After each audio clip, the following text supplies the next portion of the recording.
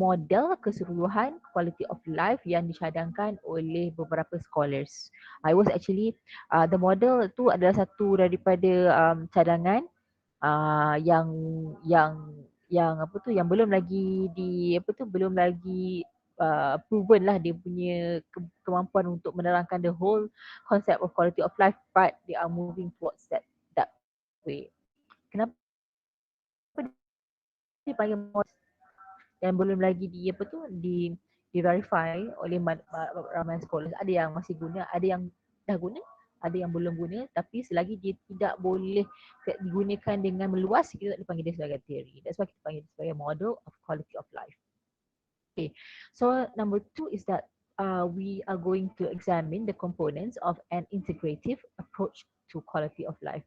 Why? Because kebanyakan quality of life punya indicator ataupun report ataupun penerangan sebelum ini dia mengasingkan antara physical dan juga psychological, dan ada yang daripada segi emosi, spiritual semua diasingkan. Jadi ada beberapa cadangan untuk memastikan atau membolehkan quality of life tu untuk diterangkan kepada masyarakat. Dia campur antara fisiologi dan juga psikologi.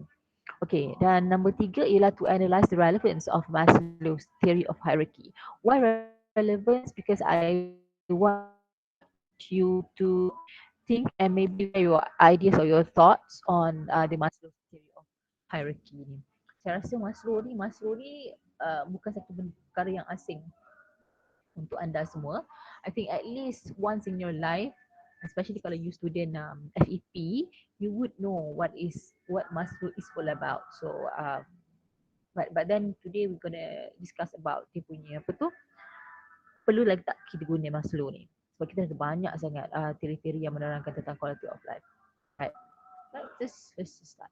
Okay, jadi siapa-siapa yang rasa-rasanya macam dah terlupa dah what it is all about dengan kita punya kuliah, it's actually about quality of life, of course. Quality of life tu define as a multi-level and amorphous concept, and is popular as an endpoint in the evaluation of public policy. Contohnya outcomes, health and social care. Okay, apa maksud dia amorphous? Amorphous tu maksudnya vague. Okay, quality of life ni dia masih lagi vague. Up until WHO keluarkan measurement WHO QOL tu pun ataupun HR QOL atau health related quality of life, kedua-duanya bawah WHO, masih lagi quality of life ni dia orang tak boleh nak katakan bahawa yang WHO keluarkan tu adalah yang paling konkret, because there's another macam emotional, what about affective, what about most of the thing yang macam physical already covered, tapi benda yang macam on depression, on fulfillment of needs, itu semua tak dapat lagi diperhalusi dengan bagus, because sometimes the objective measurement ataupun objective objective quality of life tu kita boleh kira, especially kalau kita kira pada wealth ataupun kekayaan ataupun income. But for psychology punya aspek tu kadang-kadang tu dia agak mencabar, bukan agak, sangat mencabar. Jadi sebab tu dia kata sebagai amorphous, sebab masih lagi kita rasa macam maybe this part is not shouldn't be under quality of life, maybe this one is in perhaps another indicator or index, but you know ramai orang akan cuba untuk argue their cases. So tapi masa WHO mengeluarkan indikator ataupun skill tu, index, ia adalah mengambil kira tentang kesihatan fizikal dulu. Okay, dia tak ambil kira macam subjektif sangat. Along the way tu baru dia masukkan religiosity dan spirituality, kerana WHO ni awak kena faham lah, dia orang punya viewpoint tu adalah lebih kepada viewpoint the Westerns. So some of the cultural part is not shared by the Western punya by the Western counterpart. So sebab itulah ada banyak pertanggahan lah, kerana apabila WHO keluarkan indeks tu dia dianggap boleh digunakan oleh semua masyarakat dekat dalam dunia. Tetapi masyarakat tu ada dia orang punya preferences. They would want things that they think is necessary to be discussed, dibincangkan dekat dalam quality of life punya indicator. I believe you have seen WHO QOL, but I think next week I'm going to show you, I'm going to share with you dia punya the whole thing, the whole indicator, because as student yang belajar tentang quality of life ni, you need to know, at least you have to see what it is that index yang digunakan oleh WHO. And apabila WHO mengeluarkan quality of life tu, of course dia orang tak mampu untuk buat seorang-seorang the whole thing. So untuk mendapatkan maklumat berkenaan dengan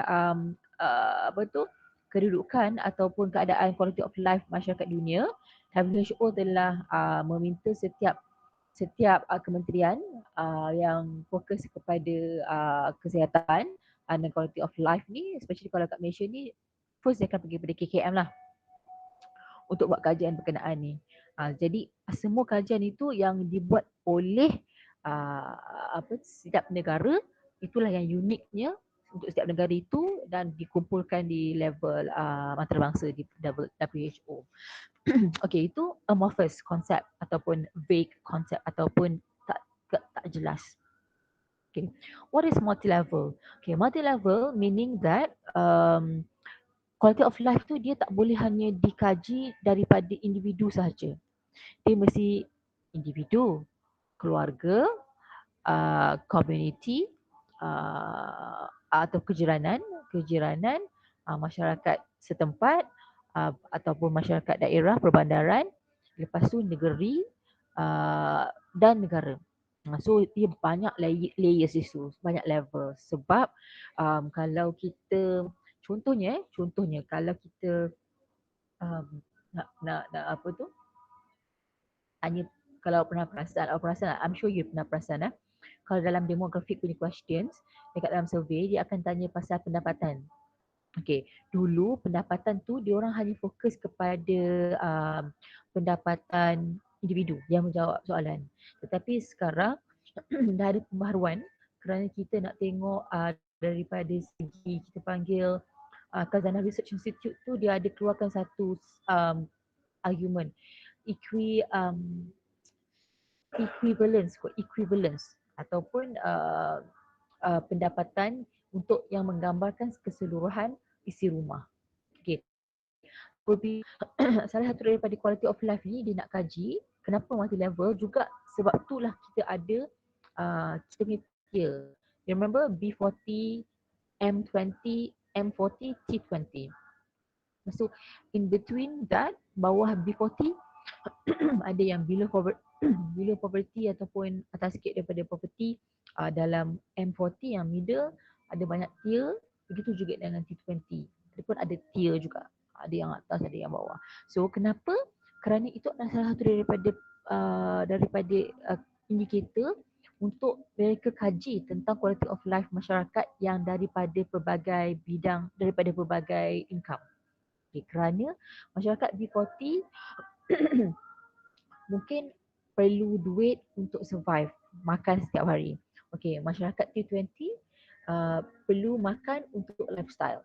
Understand what I mean? Because I think this is your class kot yang saya cerita pasal macam mana satu kajian tu dibuat untuk tengok perbelanjaan masyarakat Malaysia, yang dia tengok akhir sekali rupa-rupanya masyarakat T20 tu adalah masyarakat yang paling sikit sekali belanja untuk groceries. Okay, groceries tu as in minyak, beras, gula, susu, dan apa-apa sajalah yang relevan lah. Okay, kerana masyarakat B40 pula paling banyak berbelanja untuk groceries. Kenapa? Kerana masyarakat B40 lebih cenderung untuk beli barang dan masak sendiri di rumah berbanding masyarakat T20 yang akan makan di luar.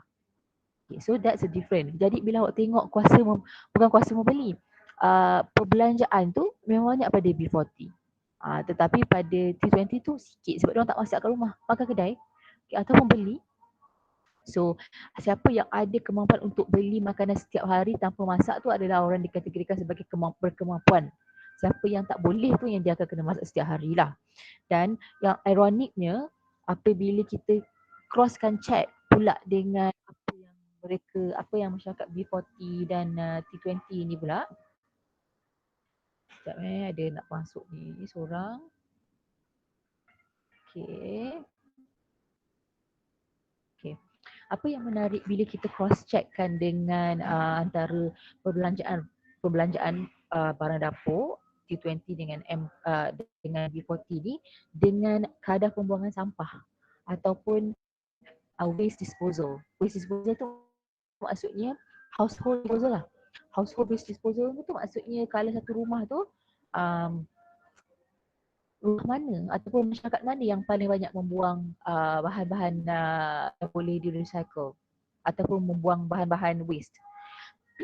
Of course lah masyarakat B40. Okay, kerana mereka beli banyak barang untuk memasak dan justru mereka akan buang lebih banyak. Tetapi ironically apabila kita nak minta orang untuk recycle barang, maksudnya tak boleh guna lagi plastik banyak-banyak macam this kind of ni is very not environmentally safe. Okay. Tetapi masalahnya ialah masyarakat B40 tak mampu untuk engage dekat dalam recycle punya community ataupun zero waste punya community. Kerana kalau siapa-siapa yang pernah pergi Bangsa atau duduk di Bangsa atau duduk di area TDI Petaling Jaya, you could see a lot of macam zero waste punya kedai. Tapi yang banyak waste is not the T20 yang mampu beli barang barang mahal-mahal dekat zero waste tu. Yang paling banyak buang sampah ialah B40. So sepatutnya indirectly we should promote zero waste ni kepada the B40 punya community. Instead they can't afford it, of course, because it's expensive. Yang boleh memanfaatkan tu hanyalah orang-orang T20 yang tak masak selalu. That's why dia punya kekacauan tu di situ. Kita macam things like fast fashion. Kalau you pernah dengar pasal fast fashion ni macam fast food lah. Fast fashion ni salah satu daripada company yang banyak buat pasal fast fashion is H&M. H&M tu antara pengeluar baju di samping Levi's yang terbesar dekat dalam dunia ni, yang paling banyak buat pollution kepada alam sekitar. Okay, because they produce a lot of baju. Of course when they produce baju, they would have waste kan. Okay, waste tu yang akan dibuang apa tu keluar. Itu semua akan dikira sebagai quality of life punya indicator, because one part of quality of life is the environmental part, that kita sebagai manusia merasakan bahawa kita perlu juga menjaga kesihatan persekitaran kita, bukan saja diri kita. Tapi itulah masalah yang timbul. Jadi sebab tu dia cakap quality of life ni adalah satu benda yang terlalu banyak layer, terlalu kompleks, dan dia terlalu amorphous sebab tak jelas apa yang kita nak tengok. Sedangkan hakikatnya quality of life ni memang holistic. Semua benda kita akan kena explain as ini adalah satu benda yang membuatkan kita punya kehidupan tu berkualiti. Okay? I hope you following lah I punya explanation ni. I tak banyak sangat slides because I would prefer to explain to you and then you listen. Tak apalah, kita pernah record, nanti you boleh dengar balik semula perbincangan kita. But to me, pendidikan dan kualiti hidup ni is something very interesting kerana kita boleh berpeluang untuk melihat kehidupan secara besar. Kita tak tengok kehidupan, it's not about bangun pagi makan, pergi kerja, no. It's about kalau you bangun pagi, you makan apa? Is it environmentally safe? Ataupun apa yang you makan tu apakah waste yang you buang? So you pergi kerja, you naik transport tu apa? Basikal, motor, kereta, of course tak ada basikal kan? of course naik motor and naik bus. Tapi daripada segi persekitaran tu pun juga kita ni tersepit dan kita ni ada macam feeling suka ikut trend. So you should know that perosak alam sekitar yang paling tinggi dalam dunia ni adalah Amerika dan juga Amerika Syarikat dan juga China. Okay. Tapi kita ni dimomokkan dengan kita yang salah. Because we minum air pakai straw, for example. Or kita tak bawa apa tu, reusable bag. Oh, well of course benda itu semua mendatangkan implikasi yang negatif sekiranya dalam keadaan yang banyak digunakan oleh manusia. Tetapi hakikatnya kajian-kajian menyatakan bahawa yang paling besar penyumbang adalah negara-negara yang ekonomi dunia yang pertama, especially China. China is, I think, tapi tak siapa yang berani buat apa-apa lah dengan China tu at the moment. I think now China ni sedang bergaduh lah dengan Australia because semasa COVID menyerang, Australia ada macam accuse China of doing something lah. Contohnya Australia cakap macam I think that was it kot. Dia kata macam China ni tak bersungguh-sungguh untuk mengekang ataupun memastikan bahawa uh, virus COVID-19 tu dapat dikekang dengan baik. Okay. Dan sekarang ni China balas dendam kepada Australia dengan cut lobster dan juga wine punya export from Australia to China because now the economy is so bad and Australia dia ada winery ataupun apa tu tempat buat wine yang apa tu agak besar lah dekat dalam Asia Pacific ni. Kalau yang dekat Australia, dekat US lagi besar lah. Dan juga lobster. So dua benda ni adalah ekspor yang mahal dan menyumbang ekonomi yang besar kepada Australia. Tetapi apabila dia tak dapat diekspor ke China, so dia mendatangkan banyak kesalahan. So mereka menjangkakan bahawa ia akan sekaligus mendatangkan gangguan kepada quality of life masyarakat Australia kerana kurang pendapatan. Alright? So that's how it works. So actually kita ni walaupun kita what we're doing is good enough actually. Kita cuba hari-hari untuk tak recycle. Well of course it also comes from pengetahuan, motivasi macam anda semua dah pelajar universiti. So you would know what's best for you and for your future and for your children, grandchildren or your next generation. So kita cuba untuk kurangkan supaya tak berapa implicate sangat kita punya quality of life di masa depan. Tapi it was them the culprits sebenarnya. It was dibincangkan dekat dalam tu, tetapi dalam perjumpaan sepertinya lah they have the strong power kan. So it was not because of kita punya straw dekat dalam Malaysia ni yang kita gunakan mungkin sebatang menyebabkan penyu termasuk dalam hidung ke apa, tak. It was the biggest. So we also contribute of course, but they are the biggest contributor to the in global environmental pollution. Okay, Juna hijab. Okay. Now kita masuk kepada Maslow's hierarchy theory of needs. Okay. Siapa yang tak pernah dengar? Saya rasa tak mungkin. Saya rasa semua orang pernah dengar pasal Maslow ni. Ni ini gambar yang dia kata macam muka Maslow lah, tapi tak adalah kot. Saya pun tak dapat nak cari gambar dia betul-betul macam mana kat mana. But anyway, this is all about lah. So Maslow's hierarchy theory of needs tu, kalau awak tengok needs, okay, needs tu bila awak tengok je dia automatic akan jadi motivational component. Okay, kenapa? Sebab dia datang daripada dalam. Motivation tu adalah satu benda yang kita bekerja untuk mendapatkannya dan kita bekerja disebabkannya. Okay, so dua mekanisme motivation ni adalah dua. Kita bekerja atau kita berusaha untuk mendapatkannya dan juga kita berusaha dan bekerja disebabkannya. Okay, so itu dia menariknya needs-nya.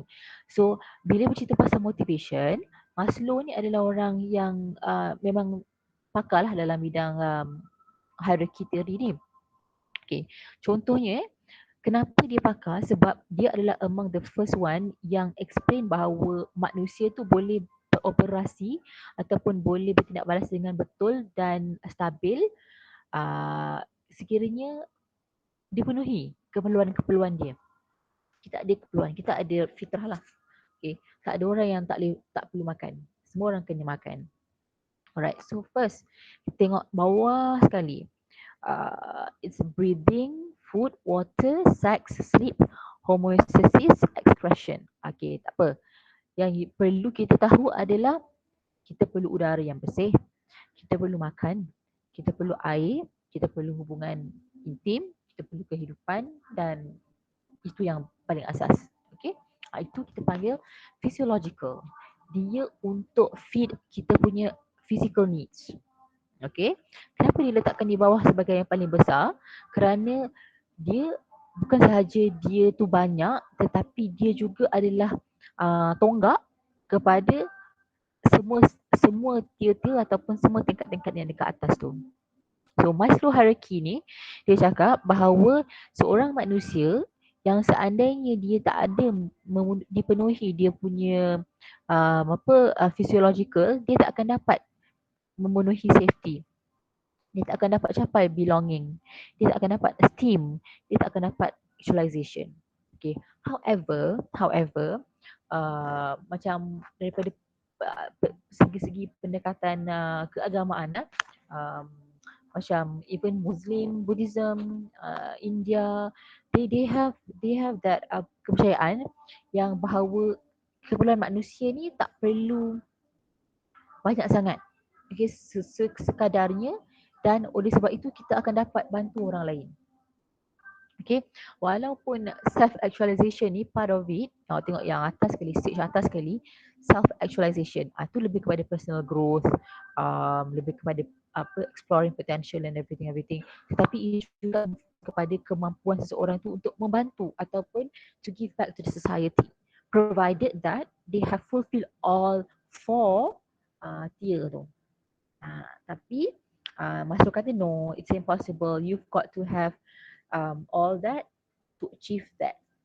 So dia tak boleh turun safety, turun dulu lepas tu pergi physiology ke, tak boleh. Dia kena ada stage tu. Alright. Okay. Apa lagi yang dia cakap? Kalau awak nak baca buku ni, ada.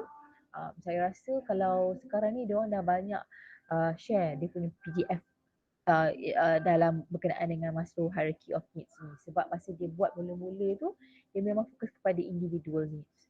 Cuba awak tengok dekat dalam apa tu, dalam hierarchy tu yang lebih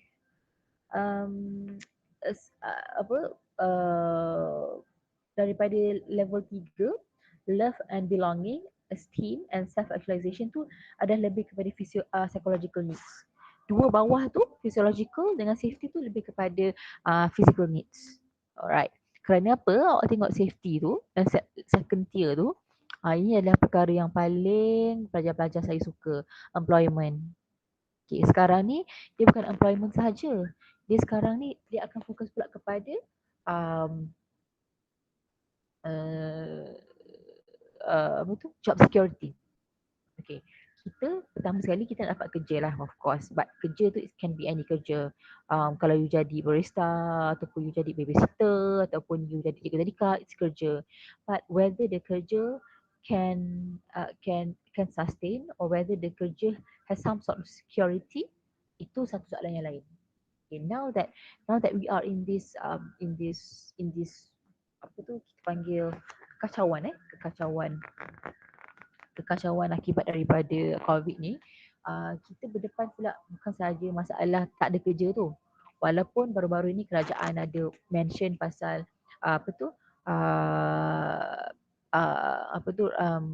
planning ataupun perancangan untuk membuka peluang pekerjaan ataupun job creation, but it's a buffer lah ataupun untuk boost kita punya ekonomi juga.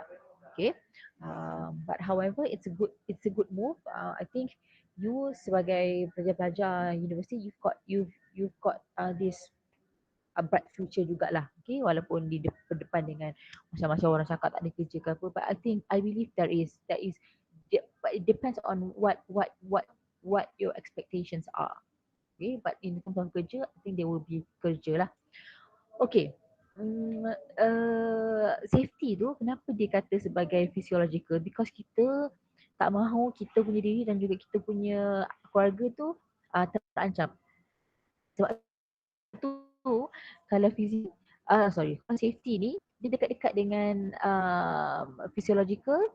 Kalau kita duduk dekat dalam rumah yang tak ada pagar contohnya. Contoh je lah. Rumah kita renovate rumah kita. Lepas tu rumah kita tu tak ada pagar. So we can't have good night sleep. Tengok sebab sleep tu ialah yang paling bawah. Yang safety pula yang paling kedua. Tetapi dia berkaitan satu sama lain. Or as simple as that, kalau you duduk rumah, okay, you pasang alarm system or CCTV for you to see people lah, for you to see people coming in and coming out from your house, and also untuk mengesan pergerakan sekiranya ada penjahat-penjahat yang nak datang merompak. Itulah maksudnya dia memenuhi keperluan fizikal kita. Ini dua bawah tu. And then kenapa keperluan fizikal tu employment? Because without employment you won't get enough money to sustain or to live. However, employment is not necessarily employed as in you work for people. Employment can be also being entrepreneur, or you have your own project, buka kebun sayur ataupun tanam cili, ataupun as simple as buka kolam ikan peli untuk jual pecel lele. Okay. Itu semua adalah bentuk-bentuk kepada employment yang tak semestinya employed and working with orang lain, tapi juga awak bekerja sendiri. But depends on how you see things lah. Okay. Apa lagi? Alright, love and belonging, sexual intimacy, friendship and family. Kenapa? Okay, ini jadi kontroversi lah, especially kalau kita ni ada pegangan agama lah, yang tidak apa tu, tidak boleh kok kerana yang orang yang bukan Islam kan, jadi dia tak ada perspektif daripada segi keagamaan. Okey, kenapa awak tengok bawah physiological tu ada seks, yang ada sexual intimacy.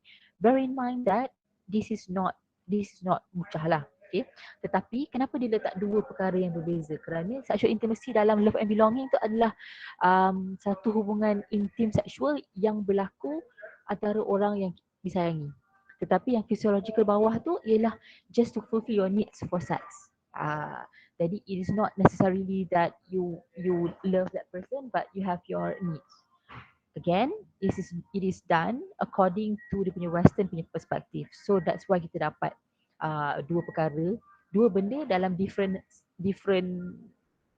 tier of Maslow's hierarchy. Okay, and so apabila kita dah sampai physiological, sampai safety, kita dapat love and belonging, kita akan rasa macam kita punya self confidence tu up dah. Sebab kita dah fulfill semua benda. Jadi kita rasa macam kita akan dihormati oleh orang. Lepas tu kita akan hormati orang yang ada pencapaian-pencapaian yang kita rasa patut diberi penghargaan dan percaya diri. Itu semua kita akan capai dekat tier keempat. That is also needs, but it's psychological needs, not physiological anymore. Okay, and then after that, self-actualization. Okay, yang ini again pasal your critical thinking, your problem solving, decision making, personal growth, personal potential, semua. Itu semua yang ke atas lah. So when you have fulfill all that, you akan dapat tu. Tapi ada je orang yang tak fulfill pun, dia rasa macam dia ada pun. It's really it depends on a lot of factors, especially the environmental factors as well atau external factors on macam mana orang tu boleh perceive dia sebagai dah capai-capai. Perception kita punya self-reported atau perceptions diri itu juga dia bergantung kepada manusia itu sendiri. Okay, alright.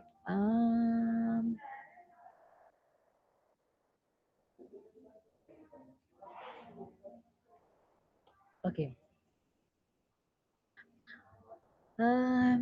Yang ni okay. Ini tak apa. Oh, point kedua tu. Incentive based.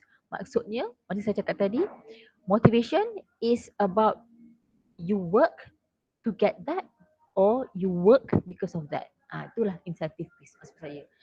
Yang diterangkan dekat dalam Maslow hierarchy ni. Remember, Maslow hierarchy of needs punya theory is all about motivation. It's all about motivation. Okay? Alright.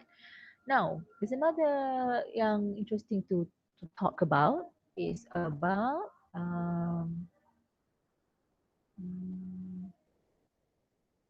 it's about personal growth. Ingat personal growth yang atas sekali, teori Maslow hierarchy yang atas sekali personal growth, self actualization dan juga low income people. Okay, there were many discussion being discussed among people, especially scholars lah dalam bidang motivasi dan juga kualiti hidup, yang mereka merasakan bahawa hey, is it true that people dengan low income dalam low income household ni mereka tak boleh mempunyai potential ataupun personal growth yang sama seperti orang yang high income. How true is that? How valid is that point? Okay, so they did a lot of research, of course, and most of the research are technically self-reported. Self-reported maksudnya kita menilai diri kita sendiri. Sama ada kita ni kaya ke, kita miskin ke, kita pandai ke, kita suka bersosial ke, kita akan nilai diri kita sendiri. Dan objektif yang di mana apa orang-orang yang di bawah low income household ni juga mereka akan kaji ataupun diselidik ataupun dilihat kepada dia punya objektif dapatan dia. Maksudnya berdasarkan pendapatan di manakah kedudukan ekonomi, kedudukan pendidikan, kedudukan kemampuan untuk belajar, kedudukan cognitive ability, itu semua di cross check kan. Okay, so yang paling asas lah bila kita nak kata kita cuba nak argue lah for example kita cuba nak argue mengatakan bahawa no low income people pun dia boleh juga ada orang yang ada kemampuan daripada low income people yang ada kemampuan untuk grow cepat dan mencapai self actualization walaupun mereka punya needs tu tak dipenuhi. Namun majority research yang dibuat telah menyatakan bahawa sebenarnya masalah potential dalam kalangan people dalam low income ni adalah satu perkara yang besar. Okay, kerana bila kita tak ada duit, okay, contoh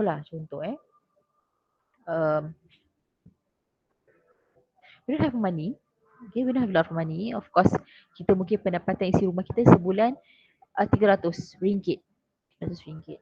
So we don't have access to, of course, we tak boleh ada access kepada makanan yang mahal-mahal. So probably kita akan makan telur. Okay. Or kalau orang yang ada ability untuk bekerja sendiri, dia mungkin tanam pokok ataupun beli ayam untuk makan. Tapi kalau yang tak ada kemampuan, tak ada tempat, ada logistik, so mereka akan end up beli yang simple macam telur lah. Okay. So you already have lost nutrition. Okay, nutrition dah hilang dah. Itu makanan. Selain daripada makanan, okay, contohnya sebab kita kan kalau kita makan telur, makan ayam, makan ikan, sayur tu mungkin boleh dapat lah free kan. Kangkung dekat dalam duduk kampung tu kangkung tu kita boleh dapat dekat tepi-tepi macam lompat tu dah boleh ada dah kampung tu kan. Okay, tetapi kalau dekat bandar tu sekarang ni mungkin barulah ada sebab orang dah start menanam. Dulu tak ada orang menanam tu kan. Bayam-bayam Brazil tu tak ada. Dulu semua beli. Okay. So selain daripada makanan, macam mana pula dengan akses apa? Hmm, ke pendidikan. Okay. Now orang cakap come on lah, pendidikan sekarang dah free. Betul, free. Pendidikan memang free. But all the curricular uh, extra classes itu semua memerlukan duit. Macam mana orang yang tak ada pendapatan ni nak ada akses kepada extra classes ni, sebab dia orang nak makan pun tak ada duit dah. Okay, that's why apa tu dulu ada satu kajian dekat Amerika tu yang dibuat, orang yang low income household ni every day is about making choices, whether you want to buy prepaid top up card or you want to buy nasi or pasta or telur. Okay. Ataupun setiap hari you nak pergi sekolah, habiskan masa dari pukul 6, pukul 8 pagi sampai pukul 3 petang sekolah, ataupun you habiskan masa pukul 8 sampai 3 petang tu untuk kerja, mencari untuk keluarga. Okay. Itu adalah diorang punya dilema setiap hari.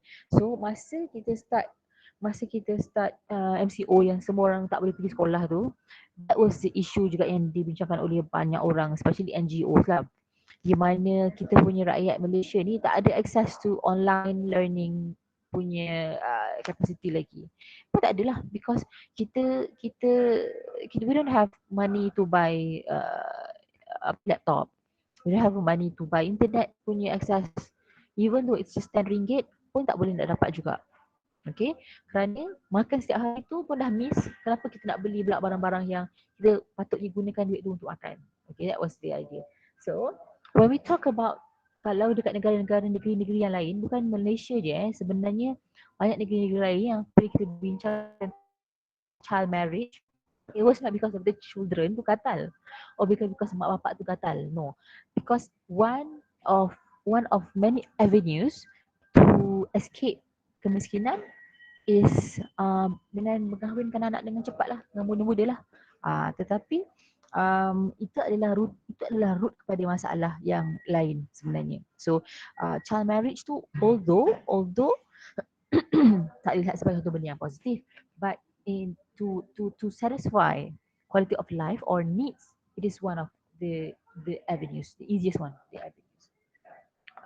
Cuma we sometimes when we talk, we tend to see things from an idealist perspective, sedangkan tak boleh kadang-kadang kerana banyak perkara-perkara di tepi-tepi yang mendatangkan apa tu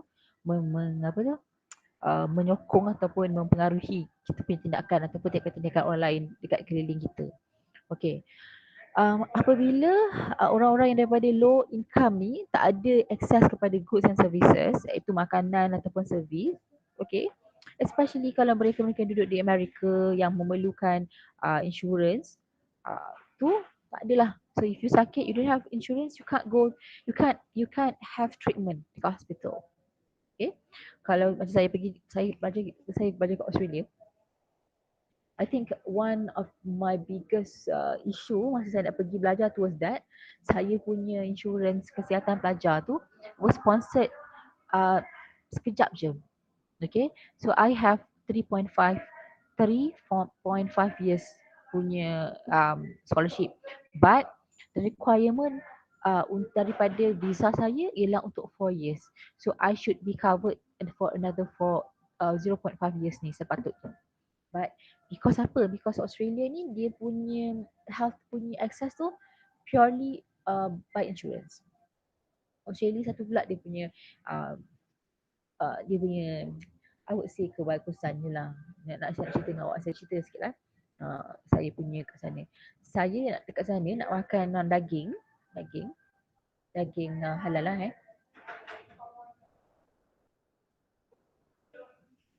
Saya kena naik kereta lebih kurang 20 minit, 25 minit untuk beli ayam, untuk beli daging yang halal. Daging Because tapi kalau saya duduk kat Bani, kat rumah saya tu, saya jalan naik kereta 5 minit je dah sampai, dah dapat dah daging yang halal. Kerana apa? Kerana dekat Australia tu, daging-daging dia kebanyakan dia ekspor ke luar negara. Dia ekspor ke luar negara. Dan disebabkan negara Australia tu dia besar, dia benua kan, benua. Jadi memang rakyat dia ataupun kerajaan mereka tu fokus dia adalah kepada sektor pertanian dan perdagangan. That's why they export wine wine and lobster to China, because that's what they did.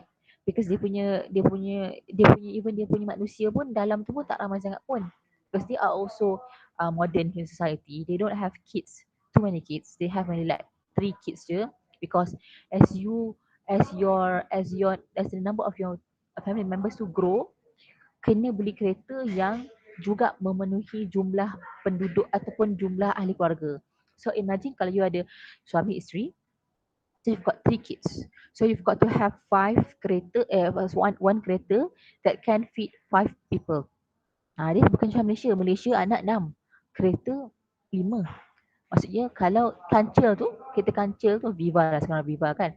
Okay, kereta Viva boleh muat 5 orang. Bukan gemuk-gemuk lah, orang kecil-kecil je. Tapi kalau ada juga family yang anak dia 6 tapi naik Viva. Sebab sumbat selagi boleh.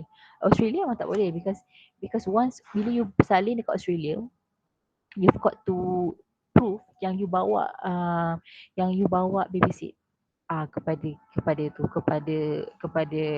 klinik, baru dia akan riliskan you keluar. Sebab apa mereka boleh? Because dia punya ekonomi itu is strong. Although yang tak strong pun, contoh macam saya punya landlady saya tu ialah cancer survivor dan juga stroke patient, tapi dah survive jugalah. Dia dapat bayaran $1,500 sebulan untuk dia punya sara hidup. $1,500 sebulan tu is banyak lah, sebab dia dah seorang, dia tak ada anak, semua dah besar kan. So 1,500 tu she can afford going to the gym, she can go back to Singapore. Dia Chinese Singapore. Dia actually Perak punya penduduk, but then she moved to Singapore, become the citizen, and then she moved to Perth, become PR for Australia. So dia SPR, dia dapat jugalah, dia dapat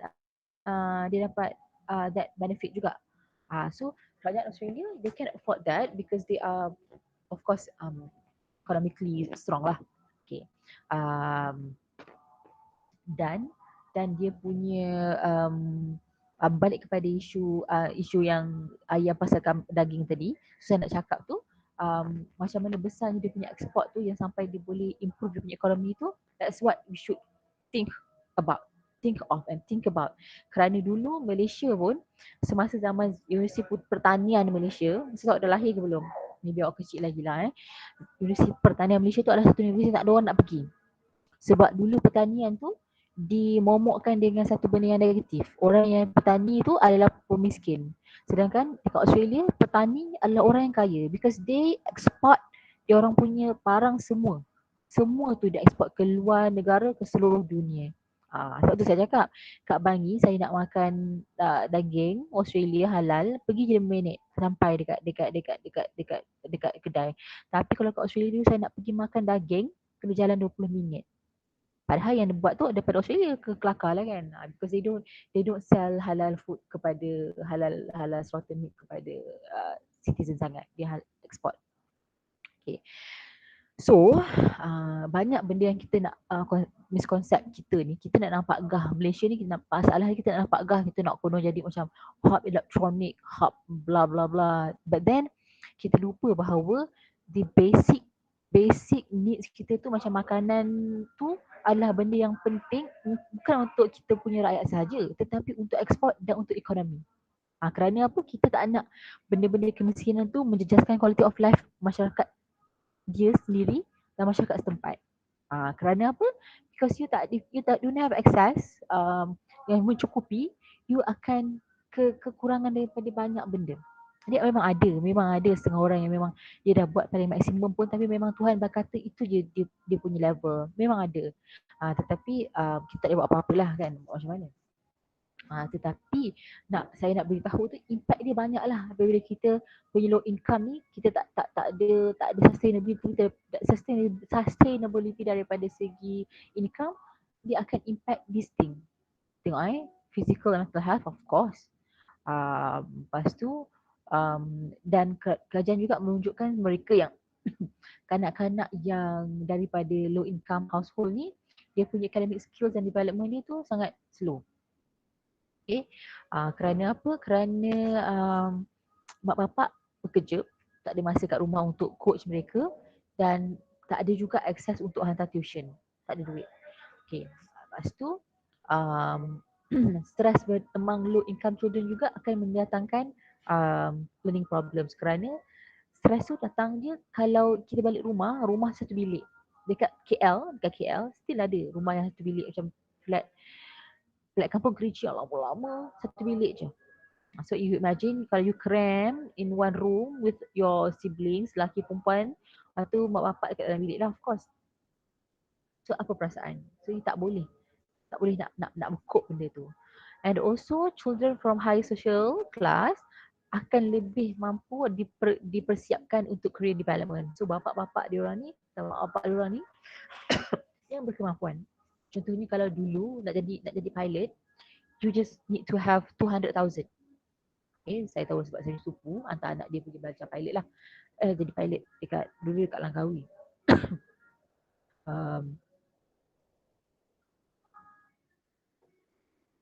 So bila habis dia sepupu saya tu degree, mak dia terus hantar dia pergi belajar pilot dekat Langkawi. But because the parents can afford that, they can afford 200,000 K for children to become a pilot. Tak apalah. But for family yang tak mampu, itu yang mendatangkan masalah kepada mereka. So dia tak ada career development yang kuat lah. Melainkan dia pandai meniaga ke apa, so okay, boleh lah. Okay. Alright, so itu tentang integrate okay, Maslow. So habis dah Maslow. Terbaru nak masuk integrative approach. Tak apa, ada 5 je lagi, 4 je slide, sikit je. Okay, now tadi kita dah tengok pasal needs. Needs theory. Now kita tengok kepada macam mana mereka integratekan teori, jadikan satu teori untuk mengintegrasikan dua aspek QOL dalam kalangan individu. Okay, contohnya pertama sekali, tengok dia punya model tu, dia bahagi tengah-tengah objective quality of life dan subjective quality of life. Okay, so yang ni tengok belah kanan ni objective factors such as cultural norms, apa pula dekat pula. Okay, so fulfillment of needs, still needs, dia masih perlu lagi needs tu. Ingat needs tu ialah satu yang awak bekerja untuk dan bekerja kerana. Alright, untuk memenuhinya. Now, realization of life potential itu lebih kepada cognitive ability yang saya cakap tadi. So when you have ability, you have skills, you can afford to have more access to financial freedom, for example. And biological order tu balik kepada Maslow hierarchy yang bawah. Okay, yang makan pakai whatever tu tu. So this part, this kanan part is all about objectivity. Okay, this kiri part subjective quality of life, meaning in life, happiness, satisfaction with life and also well-being. Okay, jadi di tengah-tengah tu akan ada pertembungan antara sekiranya dipenuhi semua subjectivity dan objectivity of quality of life tu, barulah seseorang tu dinyatakan sebagai mempunyai quality dalam kehidupan dia. Okay, itu yang cuba dipropose oleh an integrative approach to quality of life theory. Okay, sejauh mana ia boleh diguna pakai, kita kena berbalik kepada WHO punya QOL. Sebab dia ada campur kedua-duanya. Okay, WHO QOL tu yang first tu sebelum yang dipindah untuk masukkan religiosity dengan spirituality tu, dia ada dua-dua ni. Okay, alright. So apa benda sebenarnya yang dinyatakan ataupun diceritakan oleh integrative approach to quality of life? Okay, benda lah ni tiga pula, 5. Yang nombor 3 ni, saya buat lawak je lah. It's not wifi, it's just something yang funny lah. Sebab saya rasa sekarang kita punya needs tu macam dah wifi. But never mind. Anyways, okay, so originally sebelum wujudnya integrative approach to QOL ni, quality of life manusia tu didefinisikan sebagai siapa yang banyak duit, dia akan kualiti hidup dia akan bagus. Sedangkan hakikatnya siapa yang banyak duit tu dia punya kualiti hidup dia akan bagus sekiranya dia kedua-dua itu dimediatekan dengan life satisfaction ataupun rasa dipenuhi ataupun rasa kita panggil macam apa ya, needs fulfillment tu maksudnya ada meaning, ataupun rasa penuh, kemahuan tu penuh. Sebab tu dia ada quality of life. So there is no such thing as siapa yang banyak duit, glamour, celebrities, mereka semua ada QOL yang bagus tak? Because kalau you tengok balik kepada kita punya kajian-kajian lepas, kajian lah macam berita-berita lepas, macam Anthony Bourdain, Kate Spade, Alexander McQueen, these are all celebrities yang very famous, they are rich, living on a jet plane, they've got everything in the world that they want, but they still ended up being dead because of suicide. So because of what? Because they don't feel the meaning. They don't see that it is something yang dipenuhi dah dia punya keinginan tu. So it's pity, but that's the reality lah dalam kehidupan. So now that they know that ekonomi itu bukan pemangkin, barulah dia move kepada perkara-perkara yang lain. Contohnya sebagai subjective well-being, subjective measurement and everything. Okay, and then to explain QOL, mereka integrate dua komponen, iaitu subjective dan juga objective measurement. Tapi macam mana pun integrative approach ni masih fokus kepada needs fulfillment. Inilah sebab tu yang kita letak ni. Saya letak ni.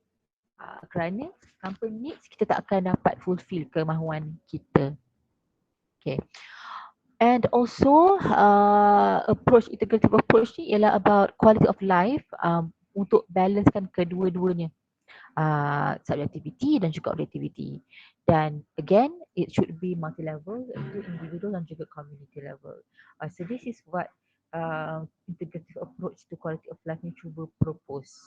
Okay. Sebenarnya indikator ataupun benda-benda ni semua, indeks tu mereka gabungkan dengan menggunakan indeks ataupun indikator yang lepas-lepas yang banyak orang buat, ramai pencipta skill ataupun indeks tu, bila nak buat approach ni, diorang gabungkan semua supaya boleh menerangkan tentang aspek kehidupan manusia secara total, secara holistik. Okay, that is on integrative approach. So remember, the first one kita yang dah touch tadi on theory Maslow. Theory Maslow tu mostly on needs fulfillment, iaitu fokus kepada the basic one, basic necessities or basic needs, contohnya air, makan, udara, dan juga psychological punya achievement. Tetapi bila kita masuk kepada integrative approach to quality of life, dia cuba untuk sama benda yang sama, hampir sama, tetapi lebih luas daripada tu. Contohnya kalau dalam integrative quality of life tu, dia juga sentuh tentang saya buka balik dia juga sentuh tentang meaning in life, dia juga sentuh tentang well-being, yang tak dibincangkan secara terus ataupun secara direct melalui Maslow hierarchy of needs. So Maslow hierarchy of needs tu lebih kepada individual punya perasaan lah. Dia taklah se holistic integrative approach to QOL. Dan the last one, apabila semua orang cuba untuk keluarkan mereka punya pendapat masing-masing, ada satu lagi approach ataupun no, this is not approach, this is more like a model yang mereka cuba perkenalkan kepada masyarakat dunia tentang sini ada sebenarnya untuk model QOL ada 9 komponen untuk menerangkan bahawa model quality of life tu inilah dia. 9 komponen, tetapi dia dalam model ni dia telah ataupun dalam bulatan ni dia telah jadikan sebagai skop-skop yang lebih ringkas. Tetapi dia komponen keseluruhannya adalah 9. Tetapi bila dimasukkan dia dah kecil-kecilkan dan dimasukkan gabung-gabungkan jadilah 4 saja yang besar. Ini adalah model yang terbaru untuk menerangkan tentang quality of life. Model ni juga ada dia masukkan tentang Bhutan ataupun gross national happiness. Siapa yang buat pasal Bhutan punya index, ni dia ada masukkan, because one thing about Bhutan tu dia fokus kepada happiness, keseronokan ataupun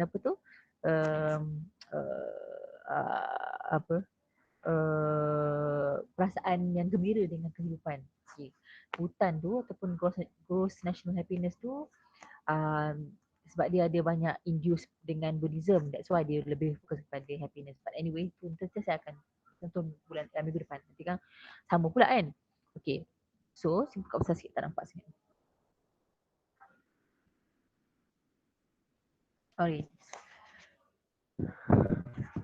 this one is what it's the model is all about. Okay, tetapi komponen dia ialah di sini.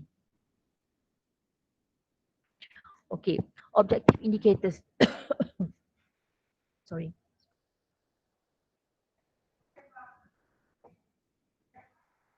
Okay. Objective indicators yang pertama sekali yang ditekankan dekat dalam model of quality of life ni ialah berkenaan dengan standard of living, healthy, longevity, household, housing and neighborhood characteristics, and also dia akan termasuk juga tentang personal choice ataupun political. Personal choice tu maksudnya you nak pilih apa. So you nak jadi pro choice. Pro choice tu maksudnya you nak kata LGBT is my choice, my way of life, my choice, or maybe nak kata abortion is my choice. So itu adalah beberapa indikator yang diletakkan secara objektif dalam quality of life punya model untuk menyatakan bahawa manusia ini kalau dia ada benda ni, dia punya quality of life telah dipenuhi. Okey, kat mana dia letaknya objective indicators tu? Kita pergi balik kepada model tu. Okey, dia akan letak kepada ada yang bawah sini, conditions governing one's life, material wealth, dan dia juga ada tentang encourage to life. Dia pecahkan macam tu. Okey. About personal choice ni dinyatakan sebagai quality of life tu kerana kalau katakan kita suppress manusia tu punya freedom untuk memilih, kita tidak menghormati dia punya pilihan dan kita akhirnya akan mengurangkan quality of life dia. Itu dari punya argument dia lah. Again, because this is built upon the Western perspective, so it may not be in line with whatever spirituality or religiosity that you have in mind. So you have to also keep that in mind. Okay. And subjective indicators yang seterusnya ialah self-worth. Ia lebih kepada psychologically. Okay, kat mana?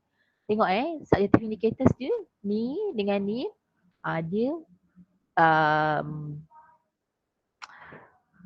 nak kata sama antara subjektif dengan ni tak sama juga kerana yang atas ni lebih kepada perasaan,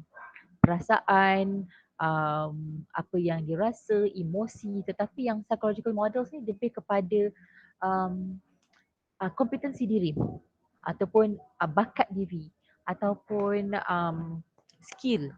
Itu adalah psychological model. So subjective indicators, well-being, psychologically, keseronokan, life satisfaction, happiness, itu berbeza antara kedua-duanya. Remember, subjective indicators is all about the perception of happiness that a person is experiencing, and psychological models tu lebih kepada dia punya self abilities ataupun apa self abilities ataupun skills. Okay. Satisfaction of human needs. Okay. Dalam human needs juga, part of it ialah manusia tu perlu berkomunikasi. Sebab tu kita perlu ada pasangan ataupun kita perlu ada kawan-kawan sebab kita nak berkomunikasi. Apabila manusia tu tak boleh berkomunikasi, tak ada punca untuk dikomunikasikan, dia tak puas, dia tak akan ada fulfillment di situ. Yang akhirnya dia akan surprise dan dia akan rasa stres. Sebab kita kena express apa yang kita rasa. Kita kena bercakap. Walaupun bukanlah bercakap meraban. Tapi you have to talk to people. Alright. And also manusia juga perlukan support. Social support tu ataupun network support tu, family, support tu as in psychological support tu maksudnya you believe that ada orang yang akan bersama-sama dengan you dalam susah dan juga senang. Okay, that is what psychological support is all about. And also safety. Okay, psychological safety tu dia punya term psychological safety and psychological support. Psychological safety tu ialah trust. Okay, remember, psychological safety is about trust ataupun kepercayaan antara kita dengan orang lain. Itu juga adalah needs untuk kita percaya. Kita percaya pada pasangan kita, kepada mak bapak kita, kepada anak kita. Itu adalah satu-satu elemen psychological safety. And also participation in decision making. Itu manusia juga perlu untuk membuat keputusan yang dia ada peluang untuk sama-sama dengan orang lain. Sebab dia rasa bila dia dapat peluang itu, maksudnya orang percaya dengan kemampuan dia. Okay. Alright. Okay. Health and functioning models. Okay, ini banyak dibincangkan dekat dalam HRQOL. Health related quality of life. Banyak dengan ni. I don't think cuma HRQL tu dia perlu fokus juga kepada depression skills ataupun social care. Social care tu maksudnya caregiving semasa sakit. Semasa orang sakit, kita sebagai orang yang jaga pesakit tu perlu kita panggil support ataupun perlu perlu sedar bahawa mereka juga akan diberikan sokongan. Okay, dalam health function models tu ada another aspect yang menerangkan tentang caregiving ataupun caregiving support. Sokongan kepada orang yang memberi penjagaan kepada orang yang sakit. Itu juga penting. Okay, seterusnya bila tengok pada social, kita tengok yang atas tu social health models, social cohesion, social capital, itu membentuk kepada relationship ataupun relatedness. Macam mana perhubungan kita dengan orang lain sekeliling kita, perhubungan kita dengan neighbor bawah ni, neighborhood, ataupun perhubungan kita dengan environmental. Adakah kita ni jenis orang yang suka menjaga environment atau suka menjaga kemaslahatan society? Itu semua dimasukkan ke bawah ini. Kenapa dipanggil social capital? Kerana capital tu dia nak dinyatakan sebagai modal. Okay, modal tu adalah yang kita akan gunakan untuk kembangkan kita punya potensi ataupun kepada kita perkembangkan kita punya projek. Itu dipanggil sebagai capital, social capital. Okay. Apa indikator yang digunakan dalam ni untuk tengok kepada social cohesion dengan social capital ni secara total dalam society. Social society itu memang kaitan dia. Inilah indikator yang kita tengok, adakah dalam society kita tu, neighborhood kita tu, crime rate dia tinggi ataupun rendah. Ataupun ada tak local council Ataupun ada tak shopping facilities? Kelakar ke tak kelakar, ini semua sebenarnya adalah part of quality of life punya model. Walaupun nampak macam, kenapa lah kita nak ambil tahu pasal majlis daerah semua kan? Because tanpa majlis daerah, tak ada siapa nak angkat sampah. One of apa benefit yang kita selalu lupa bila kita ada majlis daerah ni adalah uh, angkat sampah. Okay, ada setengah-setengah tempat macam contohnya bila saya pergi ke Semporna. Semporna ni adalah satu kawasan yang sangat kompleks kerana dia ada stateless, dia ada masyarakat setempat dan dia juga ada uh, uh, pendatang asing. Okay. Ada setengah-setengah kampung di Semporna tu yang diorang ni tak ada urusan angkat sampah kerana mereka tak bayar tax, tak bayar cukai pintu, bukan cukai pintu. Jadi local council tidak bertanggungjawab untuk pergi ke rumah untuk kutip sampah. If you live dekat dalam kawasan kejiranan you yang orang ambil sampah daripada rumah ke rumah, don't take that for granted because it is actually part of quality of life. Sebab kalau tak, siapa nak angkat? If they don't angkat for 2 days, sorry, awak pun dah pening. So itu yang pentingnya. Dan shopping facilities. So shopping facilities not necessarily about malls. Dia about kebolehan ataupun wujud tak tempat untuk kita buat groceries. As simple as that. Okay, environmental model. Environmental model ni pula rumah awak tu, rumah yang kita duduk tu, adakah dia mempunyai segi-segi yang boleh membantu untuk kehidupan dengan lebih independen. Contohnya kalau rumah awak 3 tingkat, kalau katakan awak ada ibu bapa yang tua di rumah ataupun mungkin bila awak dah tua, adakah ada akses untuk awak naik ke tingkat yang ketiga yang atas? That's why setengah-setengah rumah yang macam bungalow, a big house, bungalow, yang akan ada lift. Lift tu bukan untuk mewah-mewah suka-suka, but it's actually to promote independence kepada orang-orang yang duduk dalam rumah tu. But of course, when you have that kind of thing, it actually involves a lot of money. Kalau you duduk rumah flat ataupun rumah apartment pun, tingkat berapa je yang akan ada lift? I think paling maksimum 5 je tak payah ada lift. 6 ke atas kena ada lift. Okay? Dan akhir sekali ialah ideographic. Ideographic tu ialah idealistic thinking of apa orang sesetengah individu tu perlukan dalam kehidupan dia. Dia punya persepsi dia kepada apa yang dia nak dalam hidup dia lah. Sama dia nak duit banyak, dia nak masyarakat sekeliling yang menyokong dia tak suka duduk dengan orang membawang, ataupun dia suka duduk kat dalam servis apartment punya residences yang tak ada orang kacau, ada privacy. Itu adalah about priorities dekat dalam life. Okay, alright, that's all about what it is all about for today. So again, remember, to recap sikit, quality of life tu maksudnya adalah apa sahaja perkara yang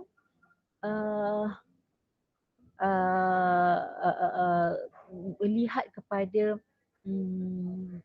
outcome kesihatan dan juga sosial. Okay, dan hari ini kita cover 3 perkara. Pertama sekali, Maslow Theory of Hierarchy. Kedua, Integrative Approach in Quality of Life Theory, untuk gabungkan semua, memberikan mencampur-campurkan sikit daripada Maslow punya hierarchy theory of needs.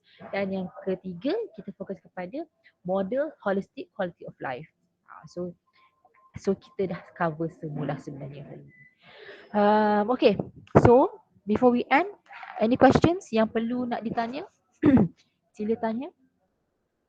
Sementara tu saya buka sekejap tu. Any questions that you would want to ask? Saya nak buka.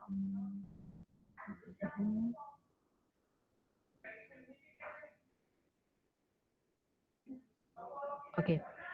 Ada question Saya tak tahu awak tidur ke. Tidur saya tak tahu, tapi saya harap awak dengar lah ya. Okay. Ada question? Tak ada question tak apalah. It's okay. Allah. Tak boleh pula. Again. Okay, kalau tak ada question tak apa. So saya dah recordkan dalam ni. If you need to understand or maybe you tak jelas, you can just listen to the recording again. Petang-petang sikit lah saya upload Okay, so no, terima kasih banyak-banyak. If you have issues with your assignments, please send me a WhatsApp or email. I will respond to it as soon as possible, insyaAllah. Okay, so thank you everyone. Thank you, Doktor. Thank you, Doktor. Assalamualaikum.